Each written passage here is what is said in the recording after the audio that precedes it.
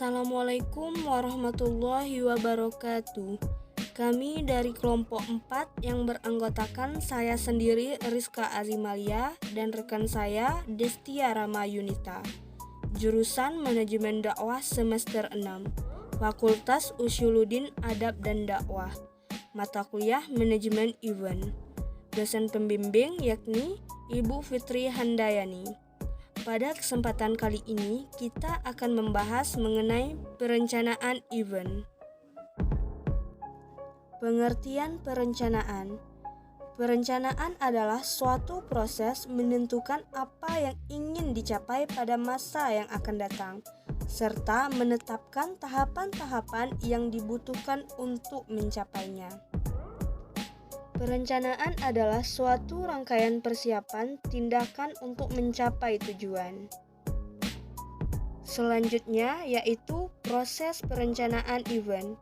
Yang pertama riset, yang kedua desain, yang ketiga planning, yang keempat coordinating, dan yang kelima yaitu evaluation.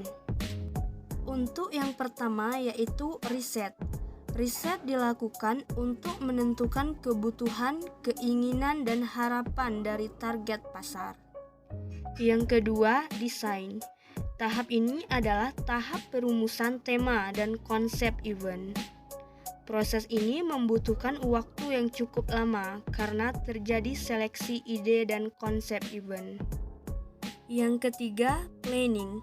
Tahap ini panitia mulai merumuskan strategi-strategi yang kemudian siap untuk diimplementasikan. Yang keempat, coordinating. Tahap ini penekanan diletakkan pada arus proses, koordinasi peserta, dan pemecahan masalah jangka pendek. Dan yang terakhir, yang kelima, evaluation. Evaluasi terhadap penyelenggaraan event ini dapat dilakukan dengan metode mereview secara menyeluruh atau per sesi. Adapun hal yang perlu ditelaah sebelum mengadakan kegiatan yaitu yang pertama tempat, yang kedua waktu pelaksanaan, yang ketiga fasilitas pendukung, yang keempat faktor kebersihan dan keamanan, dan yang kelima analisis anggaran. Selanjutnya, elemen-elemen proses perencanaan event yang strategis. Yang pertama, why. Yang kedua, who. Yang ketiga, where. Yang keempat, when. Yang kelima, what. Untuk yang pertama, why. Ini berkaitan dengan tujuan yang akan dicapai dalam acara ini, khususnya dalam memenuhi kebutuhan dan keinginan khalayak. Yang kedua, who. Ini berkaitan dengan setiap personal yang akan terlibat dalam kegiatan ini. Juga berhubungan dengan target sasaran, kelompok usia, jenis kelamin, dan pendidikan, serta gaya hidup. Yang ketiga, where. Berkaitan dengan tempat penyelenggaraan acara yang paling tepat untuk khalayak sasaran. Hal ini memiliki pengaruh pada atmosfer, suasana pertunjukan yang akan digelar untuk mempengaruhi emosi penonton. Yang keempat, when. Berkaitan dengan waktu yang paling tepat untuk penyelenggaraan acara dan juga mempertimbangkan adanya fleksibilitas atau kelonggaran yang dihubungkan dengan waktu untuk penelitian dan persiapan.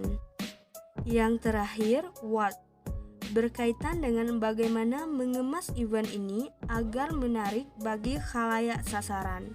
Terdiri dari nama atau jenis acara, isi program, dan elemen yang dibutuhkan. Selanjutnya, pengembangan perencanaan strategis. Perencanaan strategis pada dasarnya merupakan salah satu dari sekian banyak konsep perencanaan yang berkembang. Di dalam perencanaan merupakan salah satu dari fungsi manajemen. Setiap ahli dalam mengemukakan fungsi-fungsi manajemen tidak luput untuk memasukkan planning sebagai salah satu fungsi, dan fungsi ini selalu ditempatkan pada urutan pertama. Istilah kata perencanaan strategis awal mulanya dikenal di kalangan militer. Dalam hal ini mengandung makna perencanaan operasi ke daerah lawan dengan memperhitungkan segala kemungkinan, keuntungan, dan kelemahannya, serta mempertimbangkan kondisi real yang dimiliki dan kondisi lingkungan yang ada, dengan berupaya memperhitungkan kekuatan lawan agar operasi militer itu berhasil dengan baik. Sejak waktu itulah perencanaan strategis diterapkan dan diadopsi oleh kalangan birokrasi pemerintahan. Dan dapat dikatakan bahwa sejak saat itu konsep perencanaan strategis mulai diterapkan di kalangan publik. Demikianlah materi mengenai perencanaan event. Terima kasih, semoga bermanfaat. Wassalamualaikum warahmatullahi wabarakatuh.